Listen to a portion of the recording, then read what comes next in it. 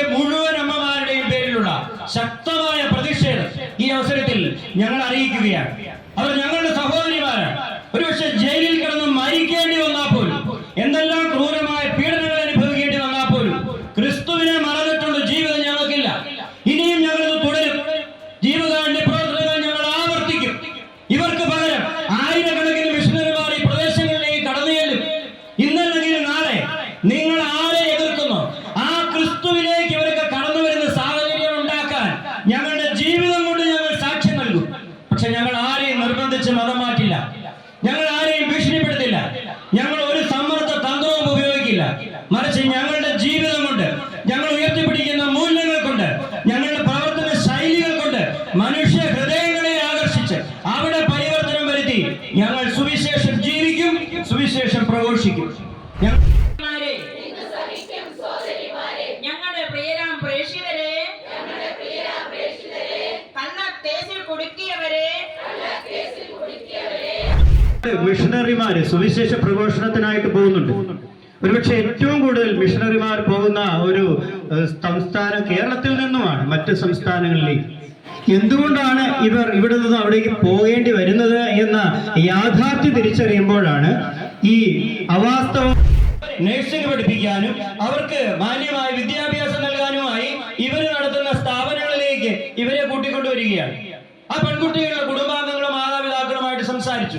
അവർക്കെല്ലാം 100 മനസ്സായി. എങ്ങനെയെങ്കിലും ഞങ്ങളുടെ ഈ പൊന്നോമന മക്കളെ ഒന്ന് സംരക്ഷിച്ചെടുക്കുക സഹോദരിമാരെ എന്ന് പറഞ്ഞതിന്റെ പശ്ചാത്തലത്തിലാണ് അവരെ കൂട്ടിക്കൊണ്ടുവരുന്നത്. ഈ സിസ്റ്റർമാർ അവരെ കൂട്ടാനായിട്ട് പോയി. ഈ സിസ്റ്റർമാരുടെ വേഷവും അവരുടെ കൂടെ നിൽക്കുന്ന ഈ നാടൻ അനുസ്മരിച്ചുകൊണ്ട് അവരുടെ എല്ലാ ബുദ്ധിമുട്ടുകളിലും അവരോടൊപ്പം ഞങ്ങൾ ചേർന്നുകൊണ്ട് നീതിരഹിതമായ ഈ പ്രവർത്തനത്തിനെതിരെ ഞങ്ങൾ സിസ്റ്റേഴ്സിന്റെ എല്ലാവരുടെയും പേരിലുള്ള പ്രതിഷേധം ഞങ്ങൾ അറിയിക്കുകയാണ്. ഇനിയും ഇവരുടെ മുൻപോട്ടുള്ള പ്രവർത്തനങ്ങളിലും യേശുവിന്റെ കരുണയുടെ മുഖം വിവിധങ്ങളായ പ്രവർത്തനങ്ങളിലൂടെ അവര് മുൻപോട്ട് കൊണ്ടുപോകുമ്പോൾ, പാവപ്പെട്ടവരിലേക്ക് ഇറങ്ങി ചെല്ലുമ്പോൾ, അതുപോലെ അറിവിന്റെ അമൃത് അവർക്ക് പകർന്നു കൊടുക്കുമ്പോൾ, യേശുവിന്റെ സുവിശേഷം പ്രഘോഷിക്കുമ്പോൾ ഇനിയും യാതൊരു തരത്തിലുമുള്ള ബുദ്ധിമുട്ടുകളോ വെല്ലുവിളികളോ നേരിടാതെ അവർക്ക് യഥേഷ്ടം പ്രവർത്തിക്കാനുള്ള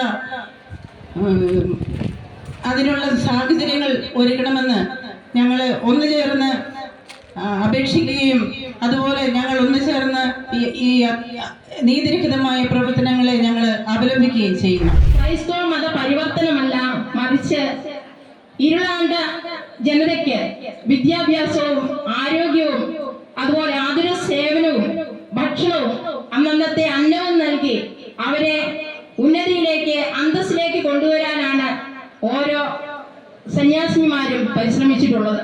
അവിടെ മതപരിവർത്തനമല്ല നടക്കുന്നത്. ആരെയും നിർബന്ധിച്ച് മതപരിവർത്തനം നടത്തുന്നില്ല. അകാരണമായി മതപരിവർത്തനം ആരോപിച്ചുകൊണ്ട് മതേതരത്തെ ഇന്ത്യക്ക് തന്നെ അപമാനമായി തീർന്നുകൊണ്ട് നമ്മുടെ പ്രിയപ്പെട്ട സിസ്റ്റേഴ്സിനെ ജയിലിലടച്ചതിൽ ഞങ്ങൾ ശക്തമായി അഭിനയിക്കുകയും അവരോടുള്ള ഐക്യദാർഢ്യം പ്രകടിപ്പിക്കുകയും ചെയ്യുന്നു. ഏതറ്റം വരെ വേണമെങ്കിലും പോകാൻ ഈ അമ്മമാരെല്ലാവരും തയ്യാറാണെന്ന് അറിയിക്കുന്നു.